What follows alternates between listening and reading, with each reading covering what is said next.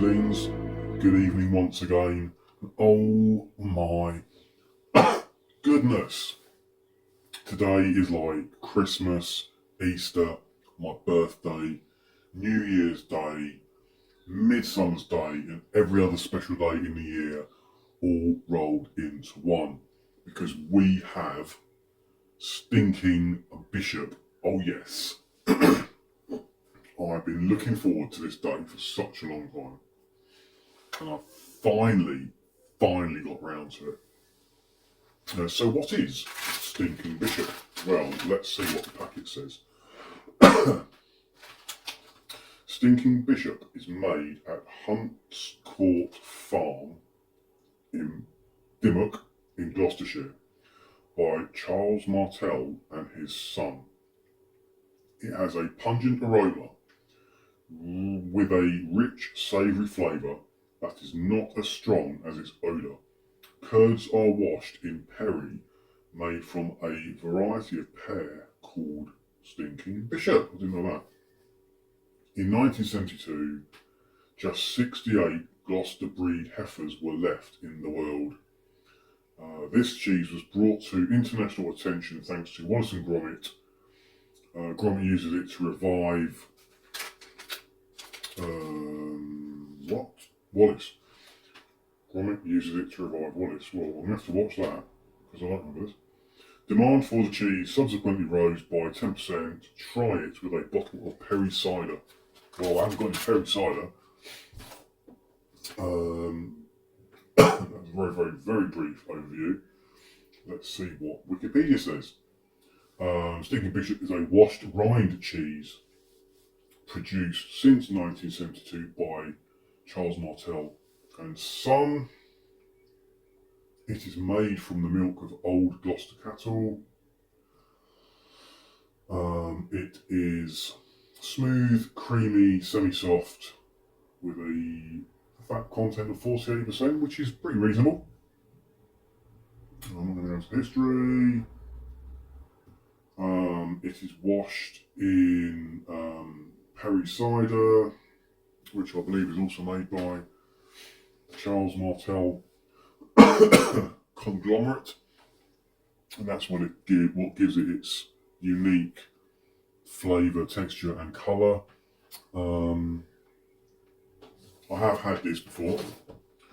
This is a bit of a weird one actually. I don't know if it's drying out a bit or something. Not really sure. The cheese I've had before has had a kind of browny red rind. This hasn't. I'm a little bit disappointed. This papery stuff on the side, I'm not really sure what that is. I'm also a bit disappointed by the bluing. Oh, actually, am I? I thought that was blue mould, but I'm not so sure anymore. It is really stinky. I mean, if you imagine stinky feet, then this is absolutely what you'll be thinking of. However, rumour has it that it does not taste half as bad as it whips. So, I haven't cut any really, simply because it would just goop everywhere. It's already gooping everywhere anyway. How am I going to do this? I'm just going to eat it. I can't get a bit off the rind, but we'll work up to that. So let's try a bit of this world famous cheese. Look at that. I mean, it's just gone there. So there we go. It really is stinky, but it's also incredibly creamy. Like I can smell the feet, but I can smell the buttery, almost like not quite rancid buttery creaminess.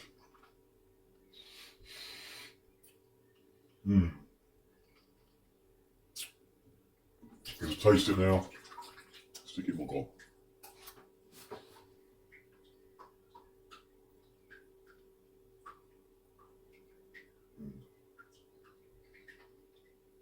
holy mother of all things sweet and beautiful. This is a lot like Epoisse. It's very, very creamy and mild. Like, if you didn't have a nose, you just wouldn't know that it smelled of anything. The flavour is so deliciously mild.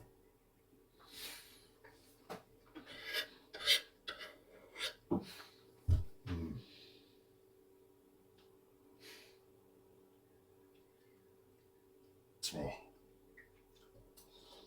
There's a slight bitterness to it if you swallow it, when you swallow it. But my goodness, it's such a nice cheese. I just want to chop it up and eat it in slices like that. But I'm not gonna. What shall I have it with? I'm gonna have a bit with a water biscuit. I'm gonna have a bit with one of these. It's so soft, it needs. I think it needs something quite crunchy, but not too thick. Probably not. One moment, please.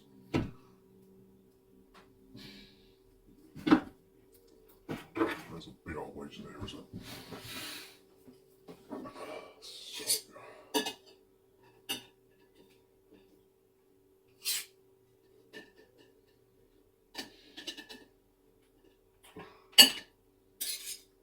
So I bought this from the Cheese Board, which is a small cheesemonger in Greenwich, I believe, in London. Got a few cheeses from them this time around.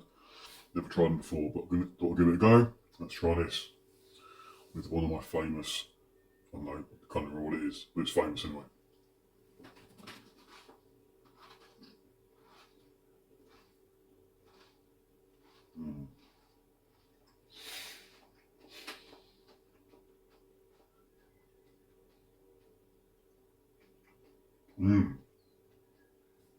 The flavour is so subtle that even the mildest hint of seasoning from these crackers, I don't know what they are.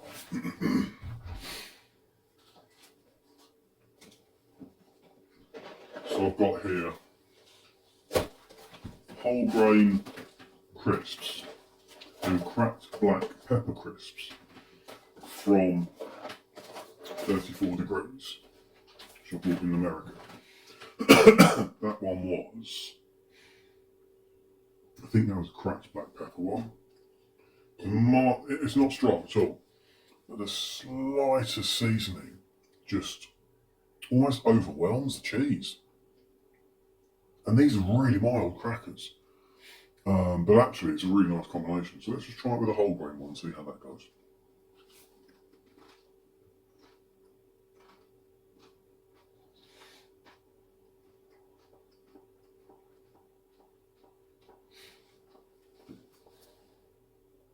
I got this end because it's goopy everywhere. That was nice.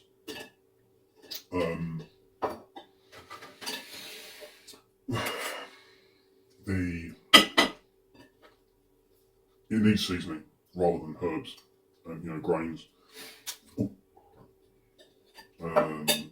It's nice, but it's just not quite there. I want another one of these.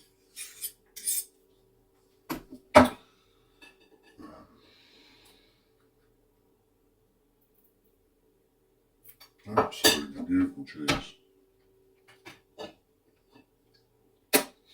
So, got a water biscuit. A little bit of rind on that as well, I think.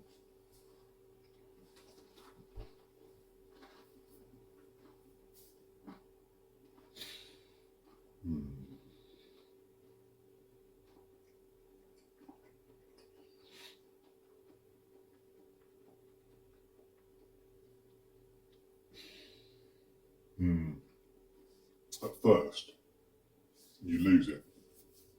You lose the flavour. you just get something very, very soft, creamy, meltingly smooth in your mouth, and there's something there, but you can't quite put your finger on it.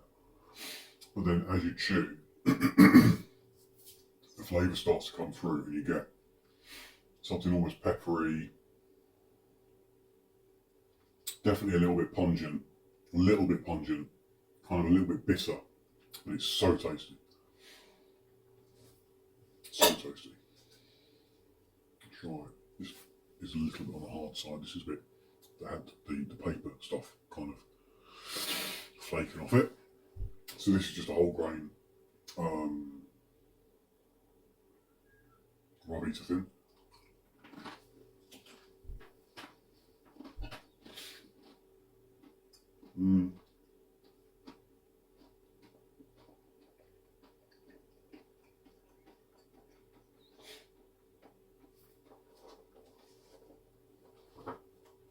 Again,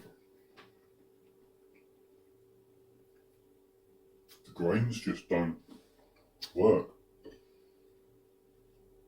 They're not bad, but it needs something with a bit of bite.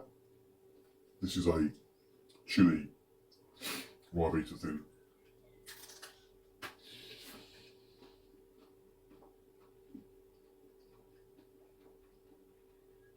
Yeah, no, doesn't work.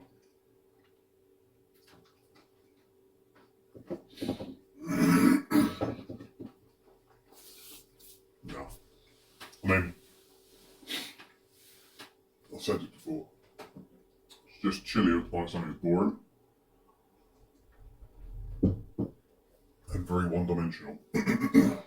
This is quite a complex cheese, and that just single stab of chili, it just kills it. Back to this, really like this. I'm gonna try one more of these. Because I really like it.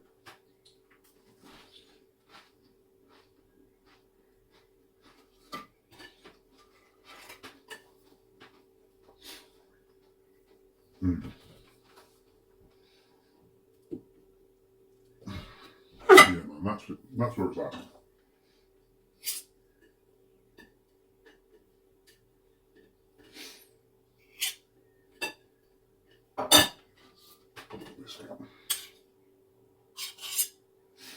So let's try a couple other things. So cheeses like this are quite meaty. What have been described as quite meaty in flavour and texture. So why not put it with a bit of like Italian sausage?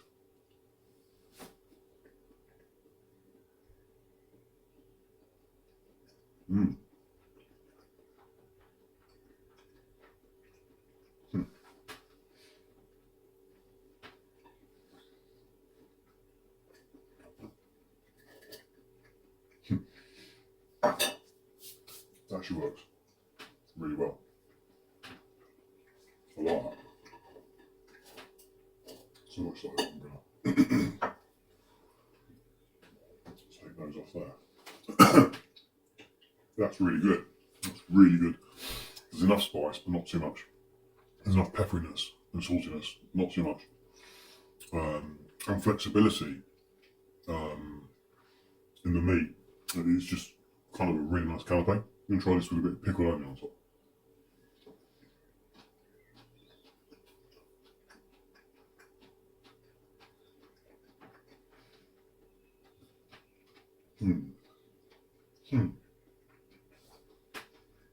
Interesting.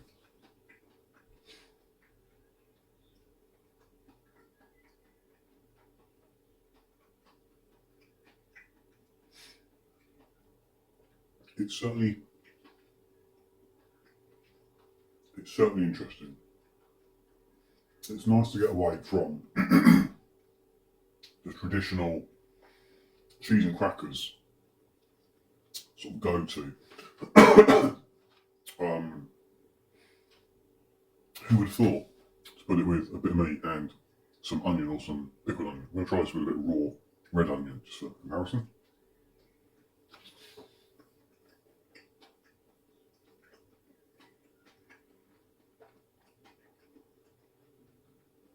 Mm.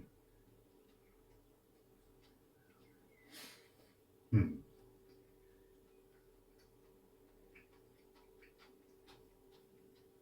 Going. Interesting. I don't know if that's my favourite, but it's certainly something to play with. And I think maybe this is a unique characteristic of this cheese. It's like it doesn't have a specific pairing. You just need to try it with stuff. Let's see how it goes with.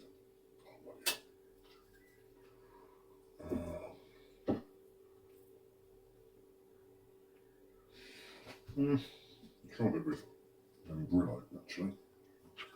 Some membrillo here.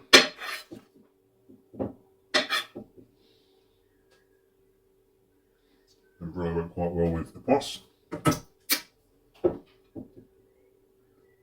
So, last bit, again towards the end of the video. It's a bit just on a cracker with some pickled onion.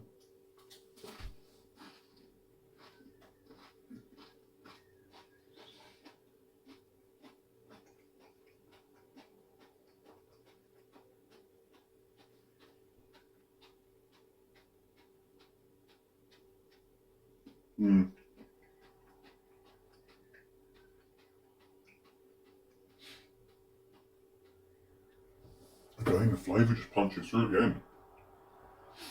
I think that no matter what you pair this with, initially you're not going to really taste much, but it comes through. It fights its way through.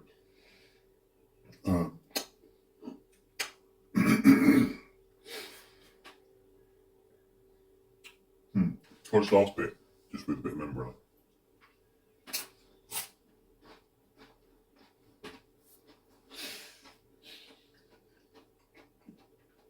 Oh my goodness.